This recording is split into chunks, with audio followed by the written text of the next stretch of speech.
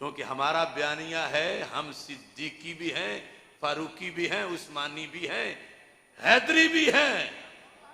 या सिद्दीक या अली या हसन या हुसैन। अब कुरान मजीद बुरहान रशीद से साथ ही ये मसला हल करके आगे जाएंगे ताकि कर्ज न रह जाए, क्योंकि हमसे बर्दाश्त किसी के लिहाज से भी मामला नहीं होता कि कोई सवालिया निशान लगा के बैठ जाए कि अब क्या होगा। मौला अली रज़ी अल्लाह ताला अन्हो की शान पर भी पहरा हमने ही देना है। कुरान मजीद बुरहान रशीद में सूरह आराफ, जब हजरत मूसा अलैहिस्सलाम गए तूर पे, पीछे बुत परस्ती हो गई। आयत नंबर 150, वलम्मा राजा मूसा इला कौमिही गदबान आसिफा, वापस लौटे तो गुस्से में थे। अब गुस्सा किस पर था और कितना था, ये दोनों चीजें आगे आ रही हैं। और शख्सियत वो भी भाई हैं नबी के और खुद भी नबी हैं, हजरत हारून अलैहिस्सलाम। तो गुस्सा था, काला बिस्मा खलफ्तुमूनी मिन बादी, तुमने मेरे बाद बहुत बुरी मेरी जानशीनी की। जानशीन बना के गए थे ना हजरत हारून अलैहिस्सलाम को। आजिल तुम अमरा रब्बिकुम, क्या तुमने अपने रब के हुक्म से जल्दी की। गुस्सा कितना था, वह अलकल अलवाह, तख्तियां फेंक दी। वह आखज़ा बिरअसी अखी, अपने भाई का सर पकड़ लिया। यजुर्रुहु इलैहि, सर से पकड़ के अपनी तरफ खींच रहे थे। अब अल्लाह के नबी को गुस्सा तो दिलाया, गजबनाक किया या नहीं किया? किसने? हजरत हारून अलैहिस्सलाम ने। तो अब क्या जो FIR कटती है नबी को गुस्सा दिलाने वाले पर, क्या यहां भी कटेगी? नहीं कटेगी। यहां नहीं कटेगी तो मौला अली पे भी नहीं कटेगी। यहां कुरान का ही फैसला है कि ये हजरत हारून अलैहिस्सलाम अल्लाह के कितने बरगुज़ीदा हैं, जिनकी तरफ मैला ख्याल करना भी हराम है। वो आपस का मामला था, वो भाई भाई का मामला था। वो एक मुक्तजाए बशरियत पर गुस्सा था। अगरचे इतना था कि सर पकड़ लिया, खींचा, और है कुरान में, लेकिन फतवा नहीं लगा कि नबी को जो गुस्सा दिलाए उस पर फतवा है कि वो काफिर हो जाता है, वो जन्मी होता है। मगर यहां वो फतवा नहीं लगेगा। हालांकि ये कुरान में एक नबी को गुस्सा दिलाया गया, तो यहां से इस्तिदलाल करके हम उन बगूतरों को जो मौला अली के खिलाफ बक बक बक बक करते हैं, उनको बताना चाहते हैं कि हम नमूसे अली के भी पहरेदार हैं। सिर्फ इन्हें गाज़िबात का माना समझाया है। और ये किसकी किस्में है, वरना कहां किस रास्ते से गुजरोगे कुरान और सुन्नत के लिहाज से। आप लोगों को समझ आ गई है ना सारी। अब इसके अंदर अगला मामला, ये सूरत हाल हदीसे फदक के लिहाज से एक और दलील वो पेश करते हैं। ये सिर्फ वो दलील, तो वो रवाफिज के मुनाजिर अपने अपने घरों में बैठ के तेल मारते फिर रहे हैं। ऐसे हमने तो उनको खुली छुट्टी दे दी है। हुकूमत से भी जो मुज़ाकरात में बात हुई, हमने कहा सबको ले आओ जहां जहां से मिलते हैं, और हमारी तरफ से ये नहीं कि छोटा लाओ, नहीं, सबसे मोटा है वो लाओ। तो वो कहते हैं वह आत ज़ल कुर्बा हक्का हूँ, जब ये आयत उतरी तो रसूल पाक सल्लल्लाहु अलैहि वसल्लम ने हजरत फातिमा रदी अल्लाह ताला अन्हा को फदक उस दिन ही दे दिया। व आति ज़ल क़ुरबा हक़्क़हू, और इसमें यानी कुछ हमारी तफासीर के भी उन्होंने हवाले दिए। इस वास्ते ये बताना है कि इसकी हैसियत क्या है और असल मामला क्या है। तो जामिउल आसार फी मौलिदिन नबील मुख्तार इमाम दिमश्की की जो है, इसकी जिल्द नंबर 6, इसके अंदर ये पूरी वजाहत है। वैसे तो अब हम बयान कर चुके ना, सहाबा का इजमा था कि अगर ये पहले दे दिया गया होता तो फिर विरसे वाली बात ही ना छिड़ती। नहनुल अंबिया ला नारिसु वला नूरसु। हजरत फातिमा रदी अल्लाह ताला अन्हा, हजरत मौला अली रदी अल्लाह ताला अन्हु, हजरत साद बिन अबी वक्कास, हजरत उस्मान गनी, हजरत जुबैर रदी अल्लाह ताला अन्हु, हजरत अब्बास रदी अल्लाह ताला अन्हु, ये कुछ छोटे आलिम तो नहीं थे। तो सबसे पूछा था हज़रत उमर रदी अल्लाह ताला ने कि तुम सब के इल्म में है ना। तो बात विरासत के लिहाज से की गई, जवाब विरासत के लिहाज से दिया गया। अगर वैसे ही गिफ्ट था तो फिर तो ये सारी बात की जरूरत नहीं थी। अब यहां पर ये जो तफसीरों का उसने हवाला दिया, मिसाल के तौर पर उसने शौकानी का हवाला दिया, क्योंकि ये लोग जो गैर मुकल्लिद हैं इस खाते में हमारे साथ ही इनका जवाब देना पड़ता है। कहते हैं कि ये तुम्हारे अहले सुन्नत ने ये लिखा। तो शौकानी ने, काजी शौकानी की जो तफसीर है फतुल कदीर, उसके अंदर ये लिखा है,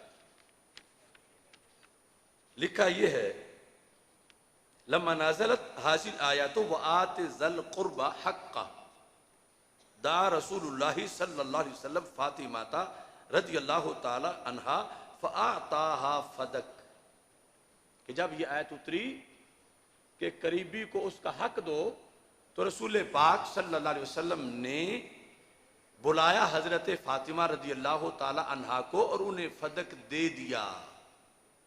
आताहा फदक, ये हवाला उसने दिया। ये 321 सफ़ा जिल्द नंबर 3। तो इस पर अब देखो उसकी ख़यानत। ये जिक्र करने के बाद मुसन्निफ ने क्या लिखा है? मुसन्निफ ने यह लिखा है, हाज़ल हदीसो मुश्किल लो सहा इस्नादुहु, कि ये हदीस अगर इसकी सनद सही भी हो जाए तो इसको माने नहीं जा सकता। सरकार की हदीस हो वो तो मानी जाएगी, इस तरह जब कुरान से टकराए और उसकी कोई सूरत हाल ना हो तो फिर कैसे मानी जाए?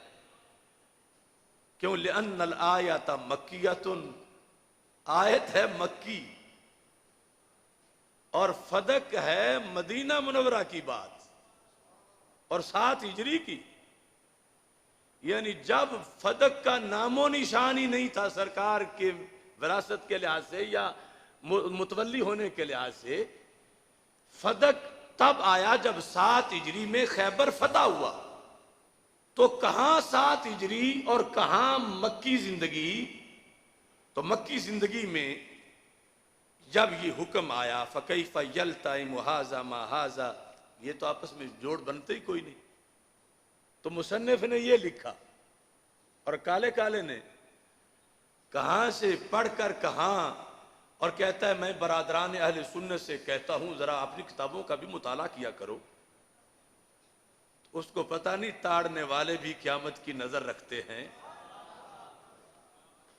अच्छा जी, इसके साथ इब्ने कसीर, यहां इब्ने कसीर ने जब ये लिखा तो कहा दा रसूलुल्लाह सल्लल्लाहु अलैहि वसल्लम फातिमा ता रदियल्लाहु ताला अन्हा फ़अताहा फदक, ये लिख के वहाज़ल हदीस मुश्किल लो सहा इसनादू लिअन्नल आयत मक्कियतुन व फदक इन्नमा फुतिहत मा खैबर सनत सबी मिनल हिजरा। 7 हिजरी को फतह हुआ था, हिजरत के 7वें साल।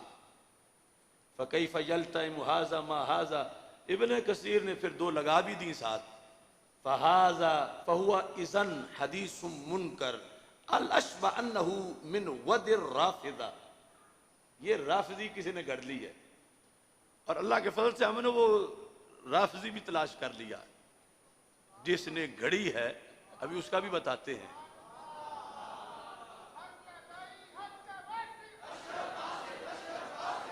क्योंकि हमारी जिंदगी का फिर मकसद क्या है?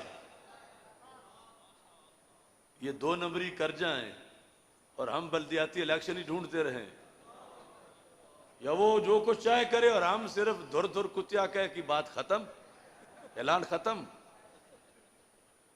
अब देखो, ये राफ़िदी ने घड़ी, तो हवाला देने वाले जरा आगे भी देख, बरादरान अहले सुन्नत ने लिखा क्या है कि तुम